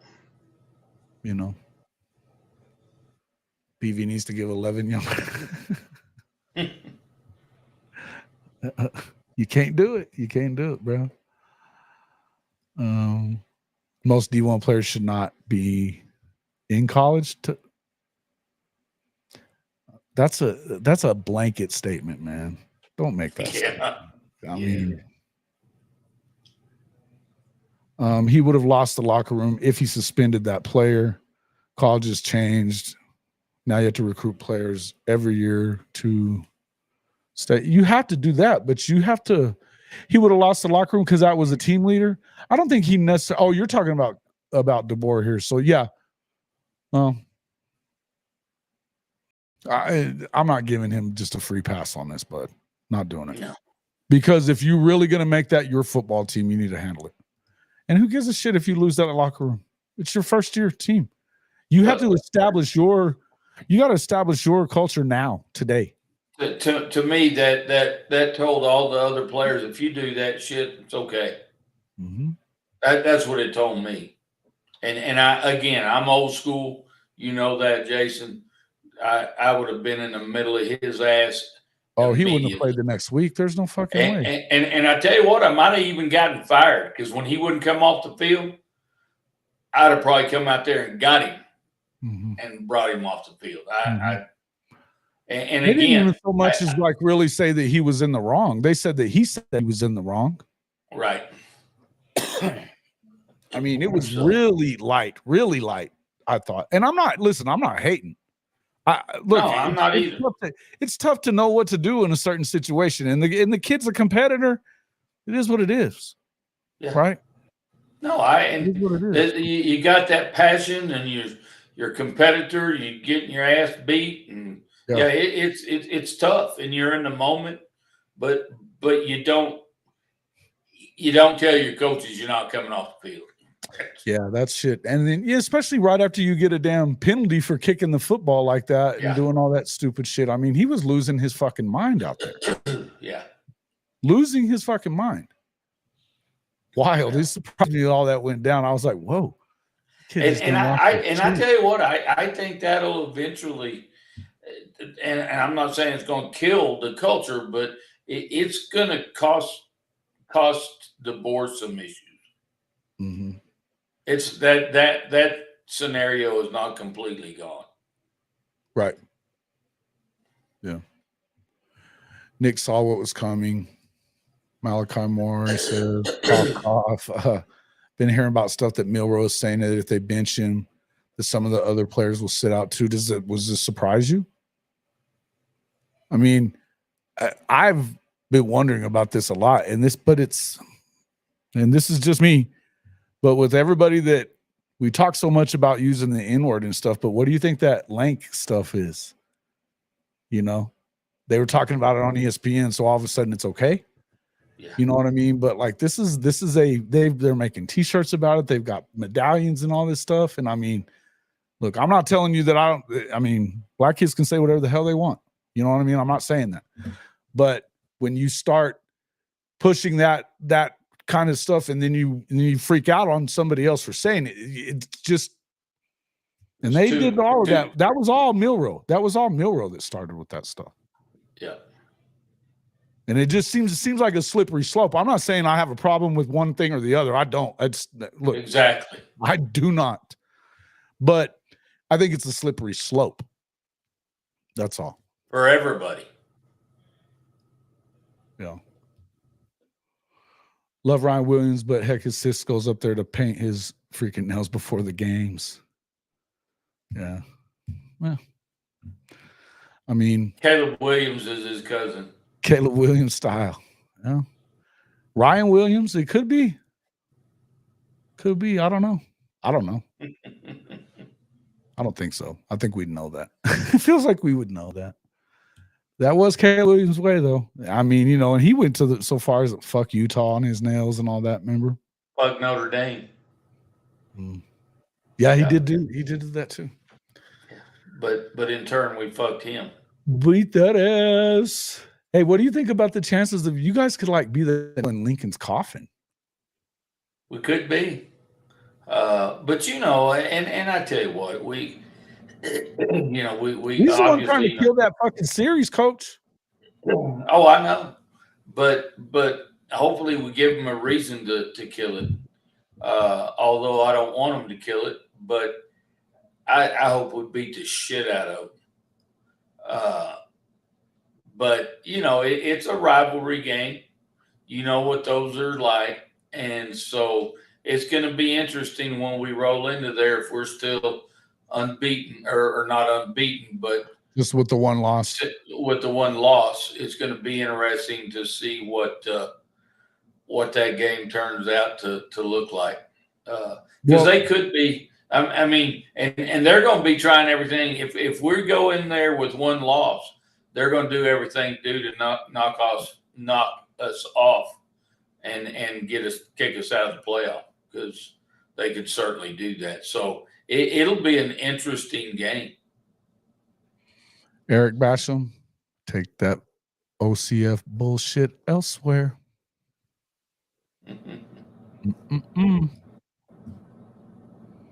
Not doing it. Take that OCF shit elsewhere.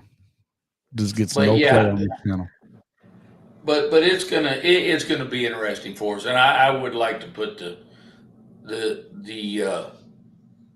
nail in the coffin for USC and their sweet little head coach.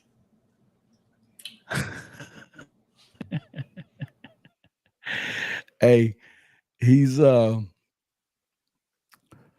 tell you what, that whole deal is they're ready. There's a lot of fans that are ready to boot his ass out. Now, I don't know that you fire him this year because they owe him a lot more money than they owe.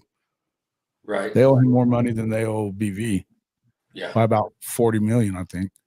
So, but I'm telling you guys that shit it's not a big deal anymore. It's not as big of a deal for sure at USC. Yeah. They got all kinds of loot. Yeah, and they'll pay his ass off. $100 million when you're getting $100 million a year for being in your conference. Yeah, they'll set him free. I think they will too. I just hope that we are like the direction, I think. And the problem is that he's stopped being who he is, because right now their defense is plenty good enough for them to win. Oh, they are. They really are, and He's that's what not the right concerns guy. me a little bit. But he's dropped back. USCJ had a video out where he was talking about they went from. He's talking about the last 5 years. Of course, part of it being here, part of it being there in at SC. But so he went from 50 to 55% rushes. You know, the mix. 55% running the ball, dropped down to like 52, then 47, then 44. And it's at 39% now. Is it really? I didn't realize that. And that's with the quarterback that's freaking struggling with interceptions. Well, and I tell you what, that excites me knowing that stat, Jason, because I tell you what, our defense coordinator, when people are throwing the ball that much, we're blitzing son of a guns. We will bring the house. Should. And you saw what happened to Caleb when we brought got the his house. ass handed to him for it, right? Yeah. Got his ass handed to him for it. I'm excited. I didn't realize that stat. Yeah. So I just hope we can go into that game where we're sitting with one loss, although it was an ugly damn loss. But I feel good about it. That was early in the year, and you guys have changed what that football team was. You couldn't throw the ball from here to there at that point. No. And I tell you what, I think Riley Leonard getting used to the new offense and what Denbrock was doing, because it wasn't the same thing. And I think it's a combination of two things. What I've seen, Jason, is I think it was Riley getting used to Denbrock and his offense. But I also think that Denbrock has changed a little bit of his philosophy and built it around Riley's strengths. You know, because we're finally starting to see some RPO passing game, which Riley has been thriving in the RPO passing game. And obviously, you know, the dude's scored 11 touchdowns running the football. And he's truly incredible. I mean, he's rushed, I think, over 80 times this season for almost 600 yards and 11 touchdowns. That's pretty damn impressive. And now he's getting, you know, the other thing, he's distributing the ball right now. Riley's distributing the ball to the last two games, 9 different receivers in both the last two games. And he's, you know, and he's not killing it passing wise as far as the numbers and stats, but you know, he's getting close to 200 yards a game throwing the ball. But then he's adding close to, you know, 75 yards a game rushing too, isn't he? Yeah, absolutely. That's what I mean, obviously they did a lot more than that this past year with Daniels. But they were also loaded up everywhere else too. So I mean, you know, you could throw the ball up to anybody, and I still think that your receivers have been better this year. They're getting better. I think they're better. They're still not where you probably want them to be if you're Notre Dame when you get to those big games. Yeah. We need a couple of big time players. Mm-hmm. And we don't have any big time players right now, but we have some. We like you said, we upgraded from a year ago, and I think that's why we're spreading the ball out, and we don't just have an alpha dog out there that we just can count on throwing the ball to. Which again, the only one that even is coming close to that right now is what's the kid that transferred there from Clemson? Dadgummit. Shit, it's right on the tip of my tongue too, Coach. Damn it. But anyway, he's probably the only one that's really kind of stepped out as the number one receiver. But and again, Jason, our running backs we're loaded at running back. I mean, we've got 4 to 5 running backs in there, but you know, we're strong in there. Now our O-line, out of the 5 starters we started the season with, Jason, I think we have one starter left out of that 5. We're playing 2. The left side of the line, the guard and the tackler are both freshmen. So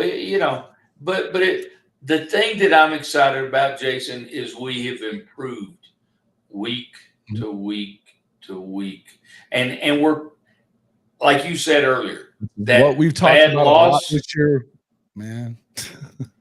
Yeah, and that bad loss came early in the season, because if it had come late in the season, it's even more on people's minds. Concerning, right? Now it's a problem.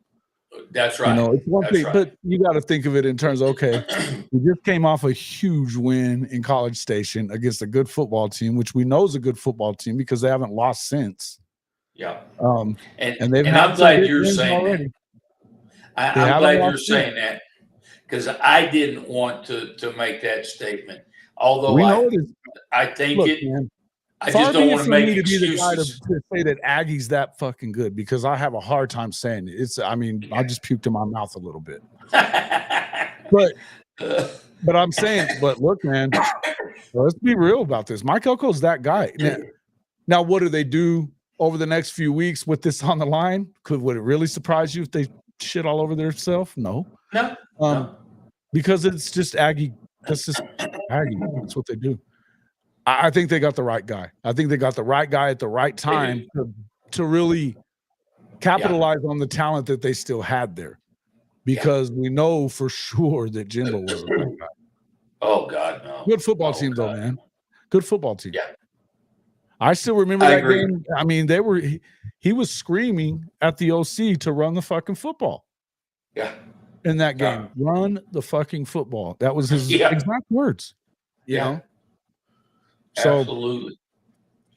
I think the fact that he's not afraid of losing,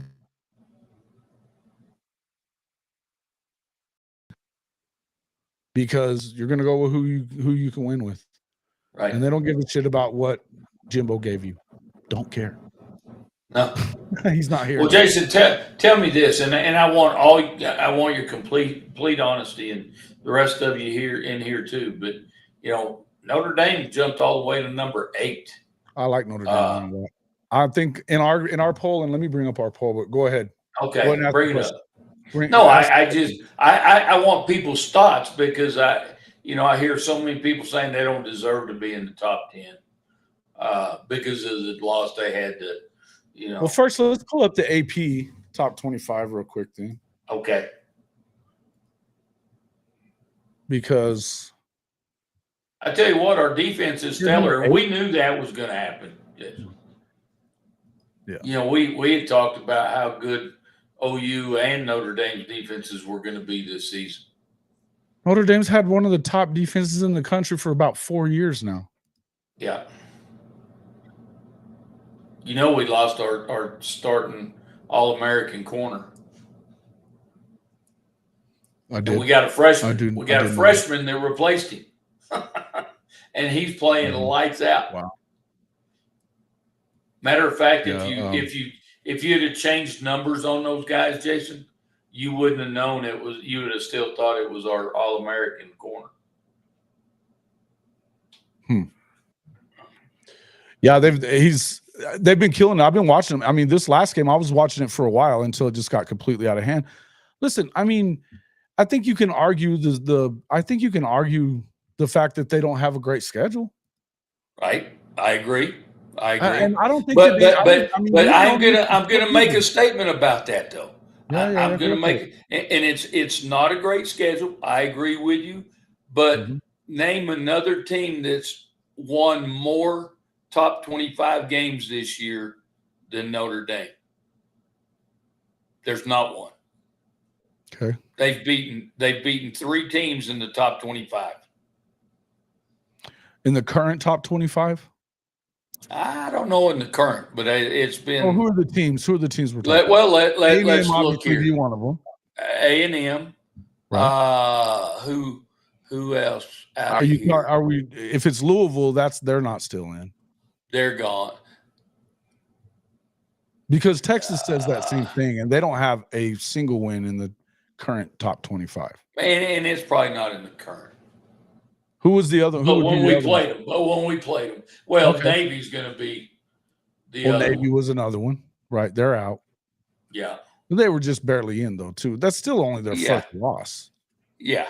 Again, though, I mean, when you're not in a Power Five, so okay, we'll just go through the rankings though. Yeah, let's go through it. AP rankings, you got Oregon at number 1, which I think that's obvious. I don't know that I believe that they're the best team in the country. In fact, I don't believe that they're the best team in the country. Right. But I do think that they deserve to be about where they are. Georgia, I think they're the best team in the country. Myself, Penn State, I guess because of them being undefeated. I still need to see. They're not. Yeah. And I'm not sure we're going to get our answer to that this week unless Ohio State just beats the holy living shit out of them. Other than that, I think we're going to see them stay around where they are. Yeah. I don't know that they have to win for them to be one of the best teams in the country. I think that they need to stay close to Ohio State. Right. And that's what I'm saying. For them to drop out of the top 10, they're going to have to get the shit beat out of them. Right. I also think that we have more of I think you said this before, or I know you said something along the lines of it, is I think that there's more parity in this year's college football than ever. Oh, yeah. Yeah. I think that there's a drop-off after about the top 8 or 9, but I think it gets to that point. Usually it's around 3 or 4.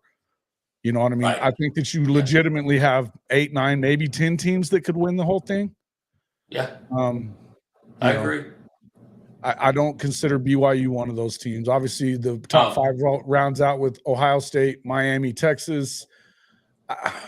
I know that Miami, I say that they're one of the better teams in the country. I got to see more from them, too. I don't believe I'm the same way. I don't think that they're one of the teams that could win it all. I think they have one of the best players in the country.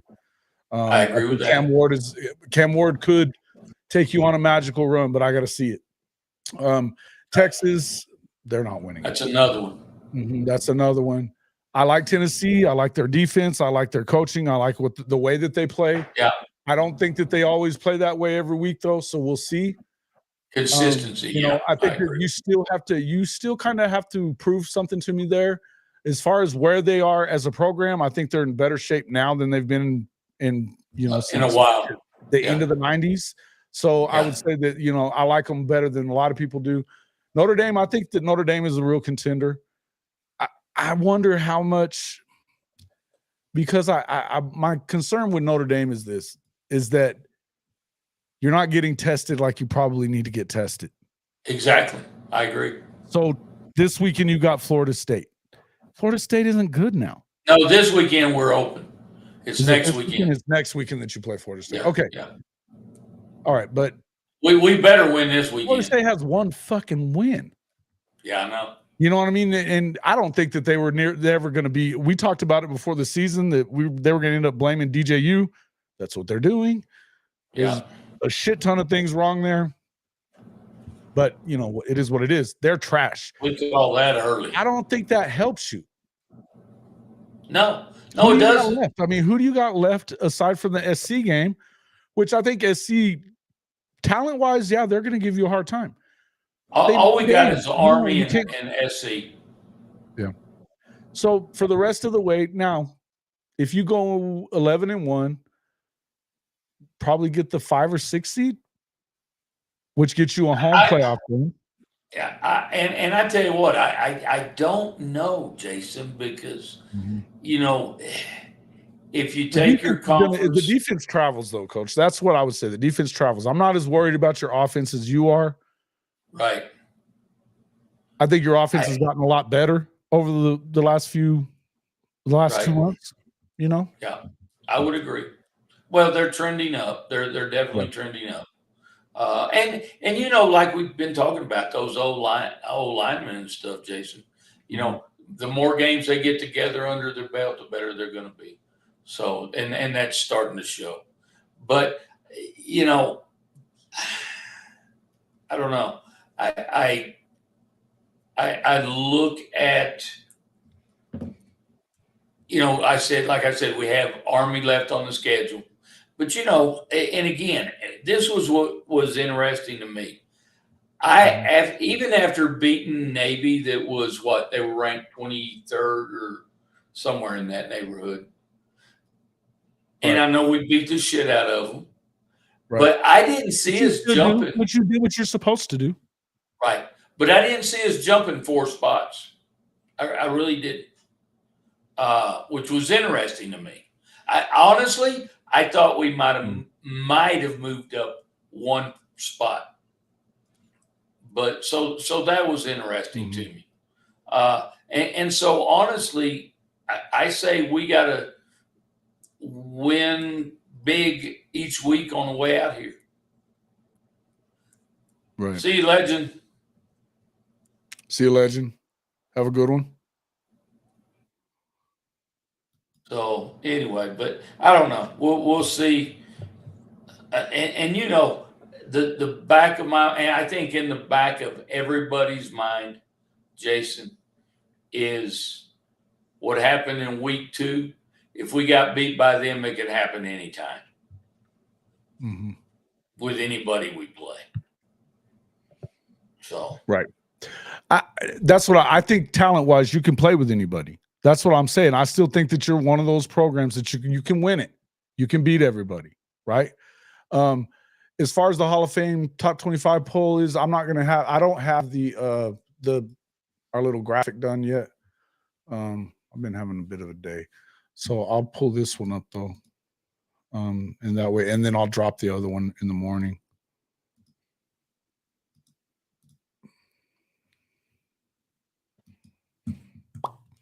All right. Let's go. Bam. Okay. That's definitely not big enough for everybody to see, is it? there you go. There we go. All right. So number 1, we got Oregon. It's same. Honestly, it's pretty much the same order. I think we've got, except for Notre Dame's out of the top 10 in ours, which is surprising. If Coach was voting in it, maybe he would. Maybe they wouldn't be. Maybe that's the coach's problem. I hate polls. I know you do. I know you do. This one's easy. You can do it on your phone. No big deal. Pain in the ass. No. Oregon, Georgia, Penn State, Miami, Ohio State, Texas, Tennessee, BYU, A&M. See, and I don't know how you can vote A&M above Notre Dame when Notre Dame went in their house and beat them. But, that's just me. Clemson, then Notre Dame, Iowa State, Indiana, Alabama. We've got it 14. Boise State 15. I think I have Pittsburgh around 13. I think is where I put Pitt. LSU, Ole Miss, Army, SMU. The Buffs at number 22. It's their first week to make it in. Vanderbilt stays in. Washington State, and then Ohio Bobcats. I can't believe you guys picked the Ohio damn Bobcats. Whoever did that shit. Yeah. Smoking crack. That's wild, right? I don't know. Anyway, thank you guys that did vote in the poll. We ended up with, I think we had 13 voters this week. So anyway, Mom should have grabbed somebody here. 2 seconds said, but you will not do this. She did Caleb a disservice. And all that crying shit got on my nerves with Caleb, but I would say is what it is. Hey, J-Day. The brand has finally returned. Fuck your brand. Let's see. Did I get your email? I don't know. Did you just send one? Because I was in there earlier, but I don't. Let me see. Kimberly K email. I'll be looking for that. Come on now.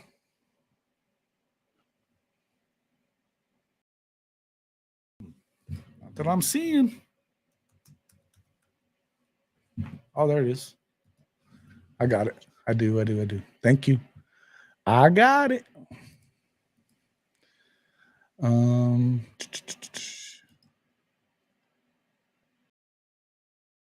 Each one teach one. All right.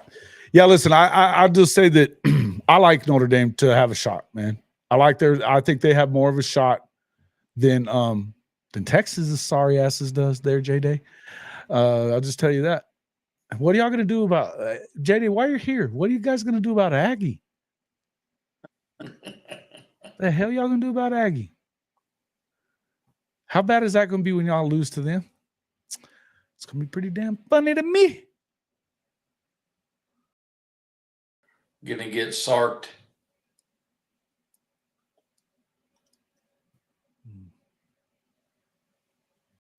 Yeah.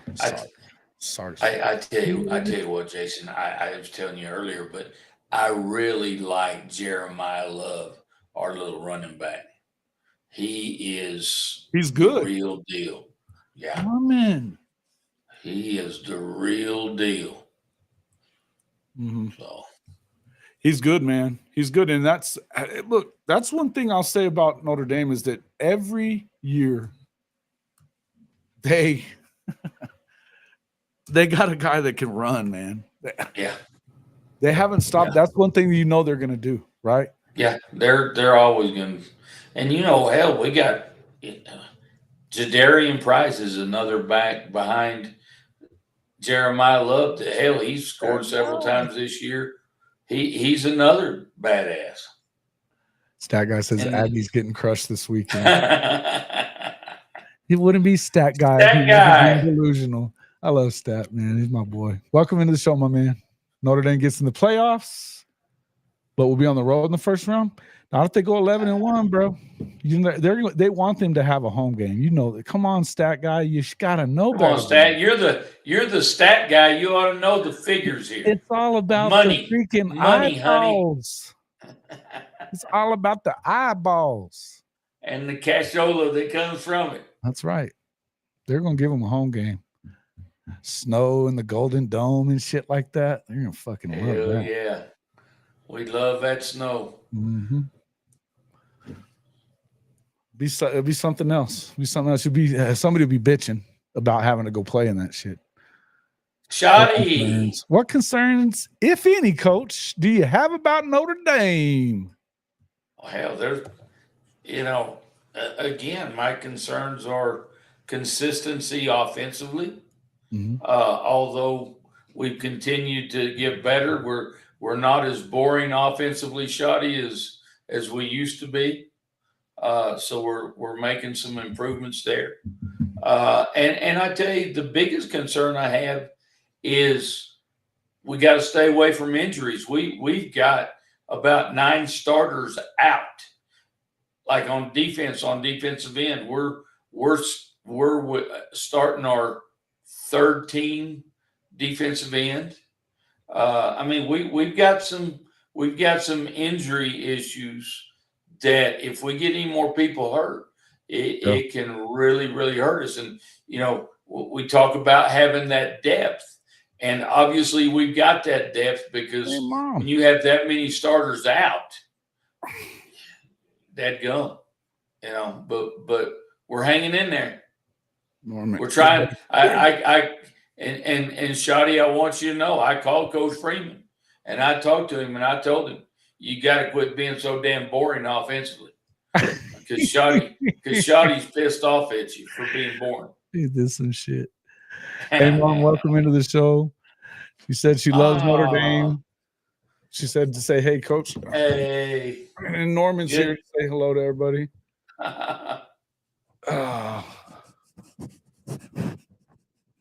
All right, back up, dude. He was breathing in there.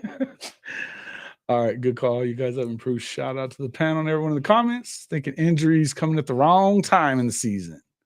Yeah. Injuries. This is a bad thing about it. I mean, look, this is why they talk about competitive depth so much, right? That you got to have it, because at this point of the year is when it's gonna hurt you the worst. And now you've extended the year. The winner of the playoff is going to have won at what? It's at minimum 15, minimum 16 games, I think. Yeah, 16. Norman, no more. Yeah, you're right.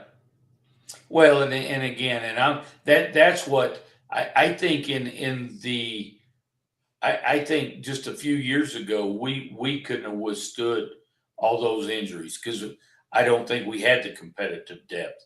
to do that. And I think that's another area that Marcus has really improved is bringing in that, good recruits and competitive depth. This is where we talk about, when we start talking about all this, you can talk about 3 stars, 4-star, 5-star. You can do that all you want.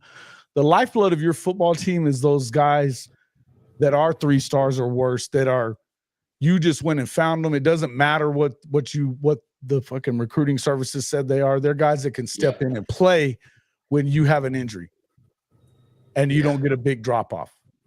Yeah. And I think him coming from a program, him playing at a place like that. Yep. Playing at a place like Ohio State and, coaching with Jim Tressel and all that kind of stuff. I mean, he understood that. He understands the game and how you have to play it.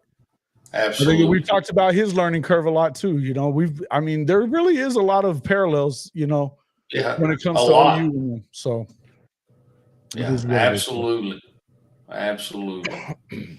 But all right, guys. Well, we've been going for a little over 2 hours tonight. I appreciate everybody coming in here. Shawty, thanks for dropping in. Appreciate you, my man. Hit the like before you go. Yeah, make sure you all hit the like. That's if you get the bye. Yeah, 15 games, 12-3. Yes, and that's if you get a bye. Yeah, so you'd go to 16 if you don't get a bye week.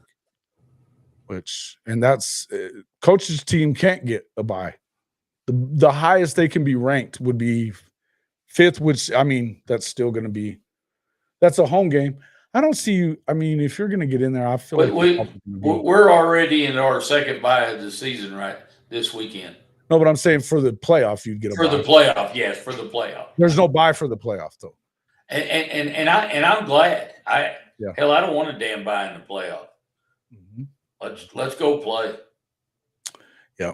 Because I honestly I think, guys, and I was listening to some podcast today talking about bye weeks. Not all teams are good coming out of bye weeks.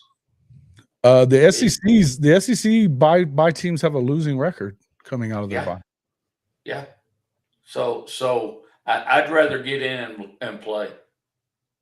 Mm-hmm. And Marcus at this point, knock on wood, is undefeated coming out of bye weeks.